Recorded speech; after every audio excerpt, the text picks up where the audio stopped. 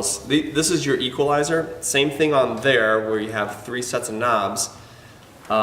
You have four sets of frequencies you can choose, and they're represented by this cool little graph. And I've EQ'd like her microphone to her voice, not to my voice, to her voice. So it sounds good with her. Took a lot of dips out of the mid-range. That's this EQ. Right now, if you look at these channels, there's nothing set. So you have, from the top down, I'm actually going to go from the bottom down. You have a gain, high or low, cut or boost. You have a frequency, and I can choose the frequency that I want. And then you have a width. I can make it a very sharp cut, or I can make it a wide cut. So those are your 3 knobs per your 4 frequencies to choose from. And in a very generic way, what that does is, can I go to here and do this without really affecting myself? So if I am up here and I'm sounding a little bit muddy, I want to raise the treble, which is your high end. I'm going to take that and I'm going to boost that up again. So that gives me a little crispness.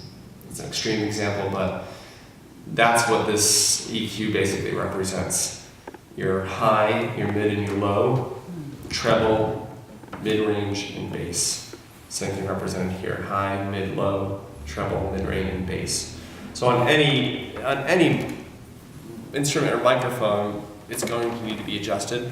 These are things I can work with you later on, but as you shape that sound of the instrument and the voice that comes through the system, you're going to need to adjust those 3 settings.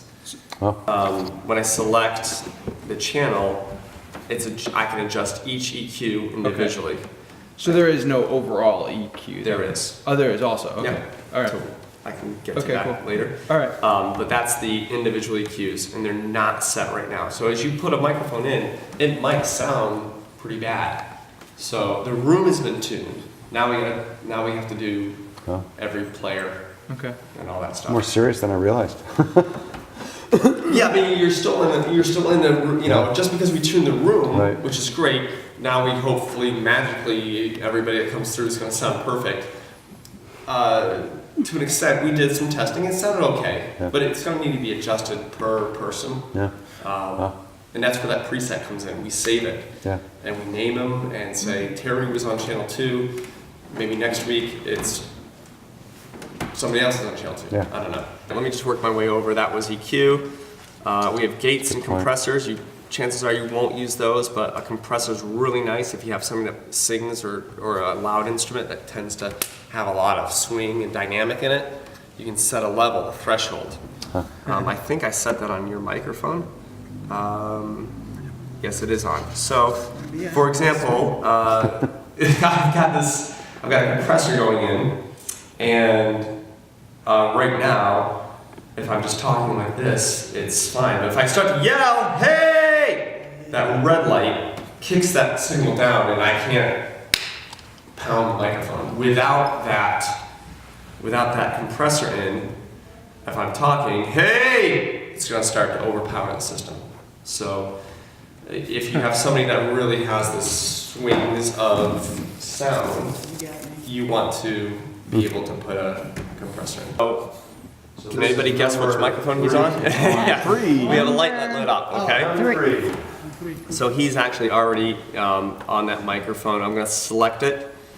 You know, again, some of these gains we kind of did a little sort of preset, but keep talking, Roger. Yep, so here I am standing. So he's lighting up. We can see we got signal coming in. So I'm going to raise that. Keep talking, keep talking. I can talk louder if you want me to, or I can talk very quiet. It's all your keys. Possibly I could put a few P's into my sentence. So what do we do for those P's, those muddiness, that low end? What do? We hit the high pass filter. All right, and we engage that. Go ahead and P-pop again. Purple people are probably Preferred? possibly preferred. Okay, so we can adjust that for this microphone. Notice there's no EQ on this mic at all. It's flat. Not too bad, actually sounding through the system. Not too bad? No. I sound all right? Yeah.